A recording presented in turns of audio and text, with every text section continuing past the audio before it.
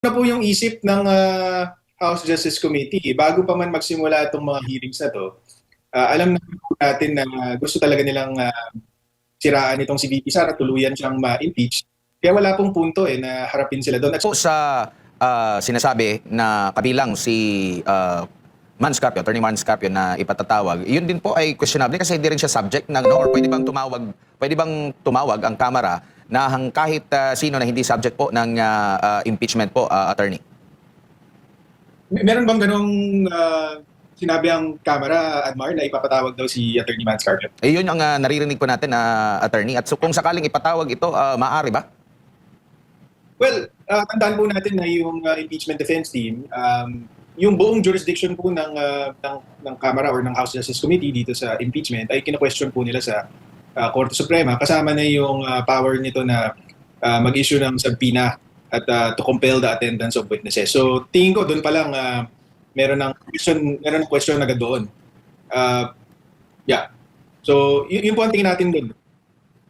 Opo. And dito naman po sa side ni Vice President Sara Duterte, meron po ba kayong napapabalita na maging siya ay magko-question din or sapat na po yung naging hakbang din ng legal team niya sa impeachment dito or magdadagdag pa ba? Ano po ang nababalitaan niyo po, Attorney?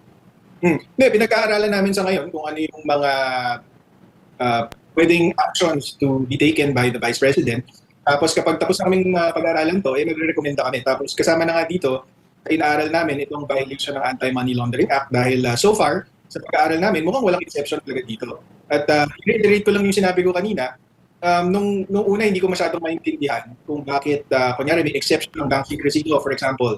Pero itong Anti-Money Laundering Act, walang exception. Pero ngayon, dito sa konteksto ng impeachment at doon sa hearing last Wednesday, nakita ko na po yung kahalagahan kung bakit walang exception para dito sa Anti-Money Laundering Council reports or information. Kasi nakita po natin na mapanlin lang talaga kapag ang ginamit na batayan para mag-imbestiga or para may patunayan ng quote-unquote unexplained wealth, napapanlin lang po gamitin po mga covered transaction reports at suspicion transaction reports.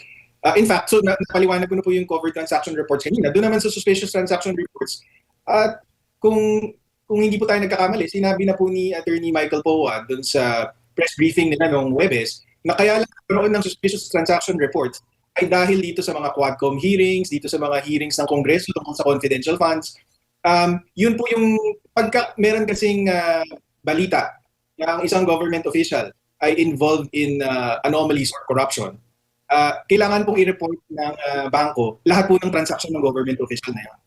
So, kaya po nagkaroon ng suspicious transaction report, batay doon sa briefing ni Attorney Poa, is because nagkaroon nitong mga Quadcom hearing on confidential funds. So in other words, gawa-gawa din po lang ng mga kalaban sa politika ni VP Sara yung basis kung bakit napilitan itong mga bangko na mag-report ng suspicious transaction report. Hindi po dahil may illegal activity na ginawa doon sa transaction or mukhang kahinala yung transaction, kundi dahil napabalita na itong si VP Sara ay involved dito sa pagnakaw di umano ng confidential funds. So in other words, gawa-gawa lang din po yung mga patayan. Opo, Attorney, sa inyo pong paniniwala at opinion, ano po kaya ang dahilan kung bakit hindi na lang dumulog sa korte ito sila para masaklaw na, di ba? Sa utos lang naman ng korte, maaring ilabas itong transaksyon na ito. Ito'y dahil ba sa tingin ninyo mahina yung kanilang mga argumento at hindi tatanggapin ng korte? Kaya dito na lang sa impeachment proceeding nila sinisingit, Attorney? Tingin ko, kaya nila dinaan dyan sa House Justice Committee dahil kontrolado nila yung House Justice Committee. Kaya nilang palabasin dyan kung anong gusto nilang palabasin. Yung naratibo na gusto nila, malalabas nila dyan sa House Justice Committee. Sa korte, hindi po papasa yun. Diba? So, alam na natin to. Sa Justice Committee, pagka dyan mo dinala, sila yung magkocontrol. Tanong nila, yung sagot na gusto nilang palabasin, yun lang yung yun lang yung itatanong nila. Lahat yan, puros politika na paninira kay VP Sara at baka sakali makakumbinsi sila ng mga Pilipino na mawalan ng tiwala sa mga Duterte. Yun lang talaga yan. But sabi ko nga sa inyo, walang forever. Hindi forever merong mga ganitong klase ng pagdinig. Hindi forever yan. Matatapos yan. Ayun na nga, natapos na. After 3 hearings, tapos sa May 4, i-deliberate na nila. Panibagong propaganda na naman yan. But anyways, that's the last of it. That's it.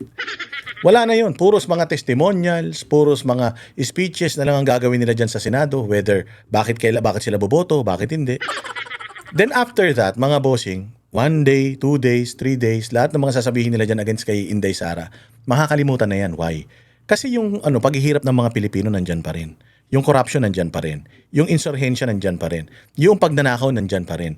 So, mababalik ulit dun yung focus ng tao, mawawala kay Inday Sara because wala naman ninakaw talaga si Inday.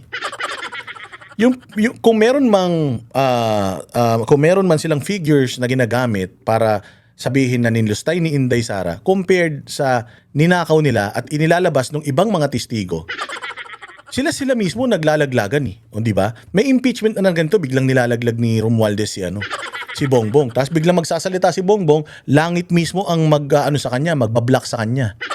Kumbaga lahat ng mga ginagawa nila ngayon, sumasablay na, bumabalik sa mga mukha nila. At yung mga ginawa nila noon, isa-isa nang lumalabas ngayon para mga zombie na bubuhay. So ngayon yung tao doon magfo-focus. Itong ginawa ng Congress na to, wala na yan. Yung ginawa ng Congress ng Quadcom, naaalala nyo pa? Hindi na. Mga bobo sila Kung gagawa ka ng propaganda, kailangan gagawin mo yan, malapit na yan sa finish line. Sa 2027 mo na sana ginawa yan para at kahit paano tumatak sa tao. Pero meron pang 1-2 taon na ipagtatanggol consistently mula simula hanggang dulo si Inday Sara Duterte. Si Pangulong Duterte nandoon pa. So wala na ito. Sabi ko nga, wala nang mangyayari dito. Wala nang maniniwala dito. At bukas na isip ng mga Pilipino, no matter how much money you spend sa mga propaganda, hindi na yan tatalab. Wala na, hindi na tatalab yan. The only way na mapigilan nyo si Inday Sara sa pagtakbo, patayin nyo. Ganun lang yun. Wala nang ibang paraan. Kung hindi nyo naman kayang gawin yan dahil that is the most stupid na gagawin ninyo sa inyong mga buhay, manahimik na lang kayo. Antayin nyo na lang na kusang mamatay ang mga karir ninyo sa politika. Kontrolado ng judge. Kaya, hindi po nila dinaan sa tamang proseso. At ang isa pa dyan is yung proceeding sa korte, hindi naman yan po isinasa publiko. Kaya hindi nila magagampanan yung pakay nila, hindi nila magagawa yung pakay nila na siraan si VP Sara kung nasa korte. Opo, yung sinasabi pa ng mga kritiko ng Pangalawang Pangulo, Attorney, sa halip na mag-file ng kaso, dapat sagutin na lang para matigil na at linawin na punto por punto daw. Magagawa naman po yun ni VP Sara sa Senado. Wala naman pong problema doon. Kasi sarado na po yung isip ng House Justice Committee. Bago pa man magsimula itong mga hearings na to, alam natin na gusto talaga nilang siraan itong si VP Sara, tuluyan siyang ma-impeach. Kaya wala pong punto na harapin sila doon. At saka, maganda yung punto na sinabi ni Attorney Powa nung isang gabi sa isang interview niya sa isang ibang station. Hindi rin po sila binibigyan ng mga dokumento na pinapresenta sa House Justice Committee bago ito ilabas doon sa mga hearing. So kahit na doon pa lang, illegal na. Nag-aakusa ka sa isang tao tapos hindi mo siya binibigyan ng copy ng mga akusasyon mo, paano niya sasagutin yun? Doon pa lang, illegal na mag-attend si VP Sara, walang patas or sapat na pagkakataon na aralin tong mga dokumento para makapagtanong during the hearing at para makusisa itong mga dokumentong to at itong mga witness na to. So, ano pang punto? Kung aapihin ka lang doon, hindi ka pagbibigyan ng patas na oportunidad na questionin yung mga quote-unquote ebidensya laban sa iyo, ano pa ito? At maaari din ho itong magamit ng kampo ng Pangalawang Pangulo, Attorney, na mga ebidensya laban po sa House of Representatives kung questioning nga itong impeachment proceedings sa Supreme Court. Babagaganon, Attorney. Tama yan. So sana yung mga petitioner na nag-file ng petitions for certiorari and prohibition, sinusubaybayan nila yung impeachment proceedings para madagdagan nila yung mga basehan kung bakit unconstitutional itong ginagawa ng Kongreso. Yun, alam mo maganda rito mga bossing. Nagsampa ng demanda diyan nagsampa ng petisyon diyan sa Supreme Court. And I just hope na yung Supreme Court will act on it act accordingly and swiftly. Kasi importante sa mga Pilipino yan para at least magkaroon ng dagdag na protection laban kay VP Sara. Hindi naman nila kayang patunayan lahat yan.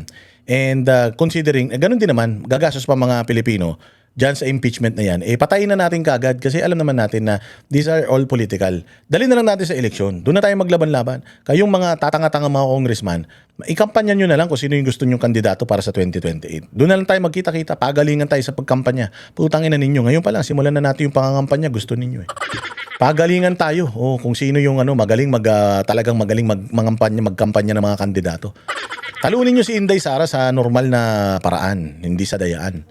Talunin nyo siya sa eleksyon sa 2028, hindi nyo siya pipigilan na magkaroon ng pagkakataon para makatakbo sa posisyon na gusto ng mga Pilipino para sa kanya.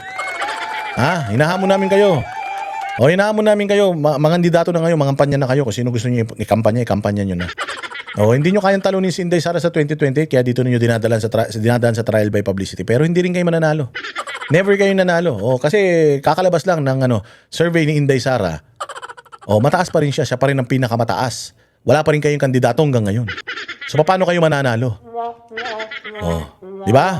Mga ulul kayo. Walang inuurungan. Pag tama palakpakan, pag mali